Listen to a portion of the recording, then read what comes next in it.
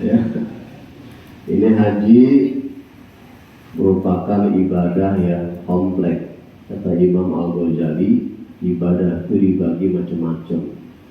Ada ibadah qalbiyah, ibadah hati, seperti orang yang zikir secara khafi. Tangannya bisa pegang bolpen, bisa pegang stang motor, bisa pegang cangkul, bisa pegang setir mobil, tapi hatinya terus mengingat-ingat Allah dengan zikirnya. Ini namanya ibadah qalbiyah. Kemudian ada ibadah qalbiyah badaniyah, ibadah hati dan badan, seperti puasa, sholat. Ini ketika hati berniat, badan mampu melaksanakan, maka terlaksana ibadah itu. Puasa, niat, badan kuat, insya Allah bisa melaksanakan. Yang ketiga kata Imam Al-Ghazali, ibadah qalbiyah maliyah, ibadah hati dan harta. Hati berniat untuk mengeluarkan zakat, infak dan sedekah, dan harta pun dikeluarkan. Ini terlaksana ibadah. Dan yang terakhir adalah ibadah yang sangat kompleks, qalbiyah, badaniyah, dan maliyah. Ibadah hati, ibadah badan, dan ibadah harta, yaitu ibadah haji. Haji ini ibadah ketiga-tiganya, hati, badan, dan harta. Ada orang yang hatinya kepingin banget berangkat haji, badannya kuat, tapi duit kagak gablok. Kira-kira tanpa pertolongan Allah bisa berangkat apa kagak? Ada. Kecuali memang Allah memanggilnya. Sudah saatnya, sehingga tidak ada lagi batasan standar ekonomi. Kalau dihitung-hitung ekonomi kagak bakalan bisa berangkat haji, tapi Allah penolongnya dan memanggilnya dalam melaksanakan ibadah haji. Ada orang cuma jualan daun pisang doang bisa berangkat haji, tapi setelah diselidiki bukan daun pisangnya doang, sama kebun-kebunnya dijual. Ya. Kalau ibu-ibu berangkat haji dulu ada, emang rajin banget hajinya. Ini berkah dari sering datang ke majlis taklim. Saban hari datang ke majlis taklim. Kebenaran majlis taklim di seberang jalan rumah. Tiap hari nyebrang.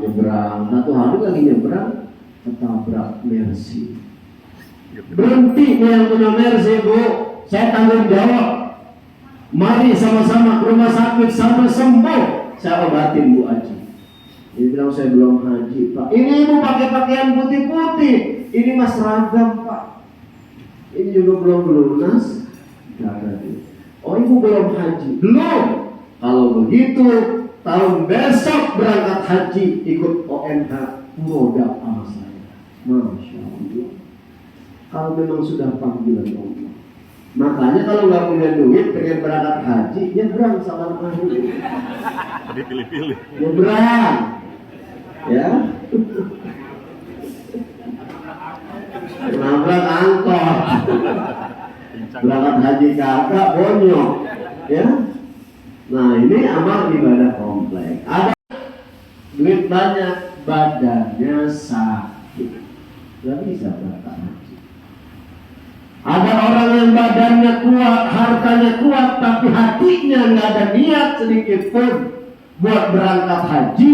Dia lebih senang dihabiskan uangnya untuk tamasya ke luar negeri, ya, ke Disneyland, ke Hong Kong, kemana saja dia pergi untuk memenuhi wisatanya, tapi nggak ada niat di hatinya untuk berangkat haji. Orang yang seperti ini diancam oleh baginda Nabi, matu Yahudiyan atau Nasraniyan. Meninggalnya tunggu aja kata Rasulullah, dalam keadaan Yahudi atau dalam keadaan Nasrani. Bismillahirrahmanirrahim. Yang masih produksi ya. Produksi terus. Kapan berhentinya? Malaikat Israfil. Ya, doain. Karena haji itu kan macam-macam, ya.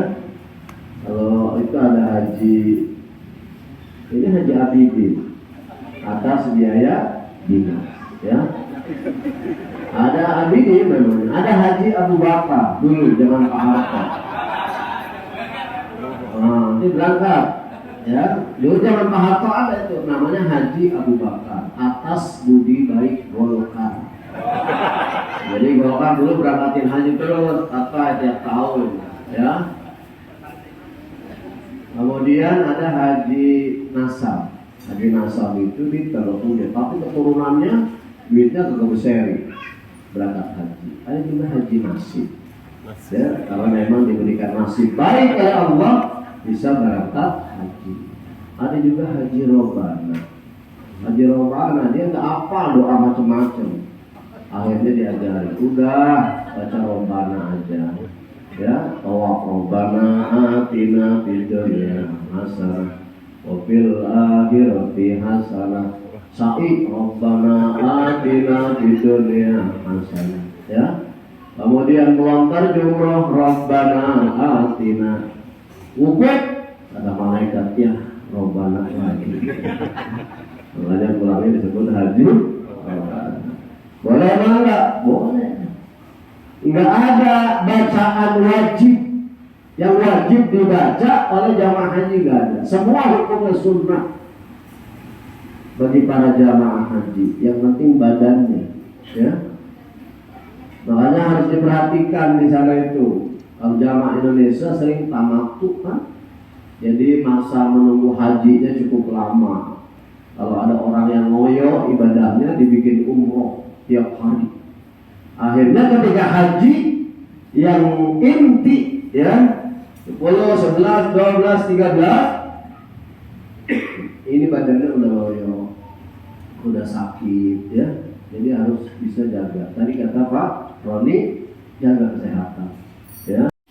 Di kota Mekah 1 hari kadang 2 kali umroh, pagi sama sore.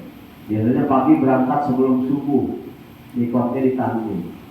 Kemudian ketika subuh sudah berada di Masjidil Haram, tawaf, kemudian sa'i, tahallul, pulang ke hotel, sarapan. Sore menjelang maghrib itu dua-duanya saat yang enggak panasnya terik, ya. Jadi 4 hari itu dapat 8 kali umroh. Itu kalau cuma umroh saja. Sabarnya harus lebih-lebih. Makanya innama yuwaffas sabiruna ajruhum bighairi hisab. Orang yang sabar pahalanya tidak terhingga. Orang haji sabarnya harus banyak, apalagi berangkatnya bareng sama suami istri.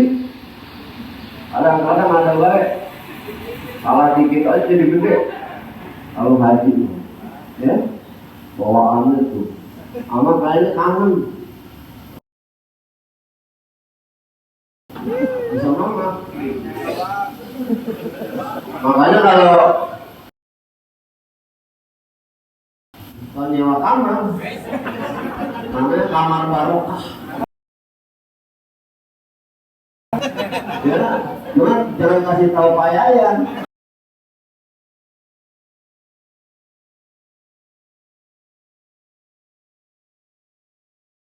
Sampai dia zina, bertengkar, ribut, rusak kesempurnaan pelaksanaan hajinya. Ngomong hati-hati. Dulu saya membimbing jamaah haji dan umroh. Dulu saya bareng sama jamaah. Ini saya cerita sebentar. Bukan cerita fiktif, tapi cerita nyata.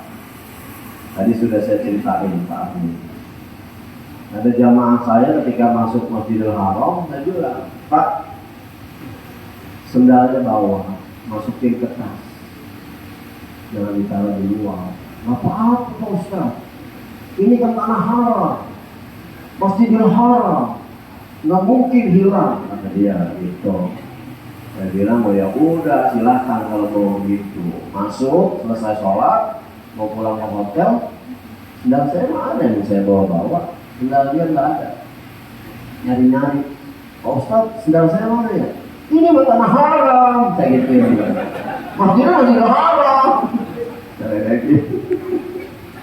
Akhirnya saya ke hotel, dia nggak ke hotel karena nggak ada sendalnya. Akhirnya duduk di tiang Masjidil Haram.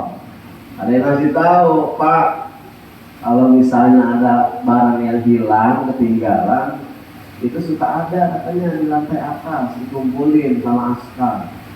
Akhirnya dia buru-buru ke sana. Itu tas kecilnya berikut dompetnya tertinggal di tiang itu. Begitu dia balik lagi, sendalnya nggak ada, dompetnya pun nggak ada. Makanya ngomongnya kudu hati. Dulu ada jamaah saya nih di Masjidil Haram, Masjid Nabawi, pasti palanya ketendang-tendang orang hitam di Afrika. Jadi kalau itu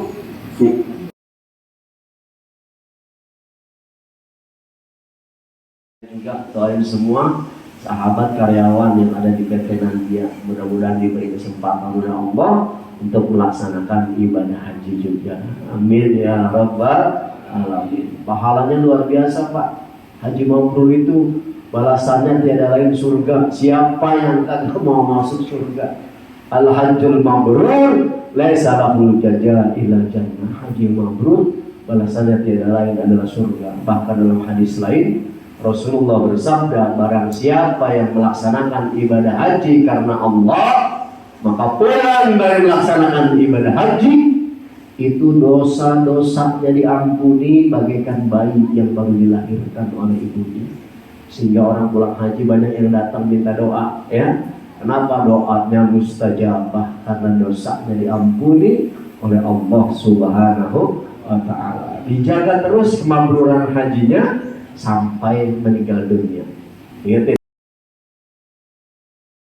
hajinya sampai meninggal dunia sehingga terbukti al-hajjul mabrur laisa lahul jazaa illa jannah.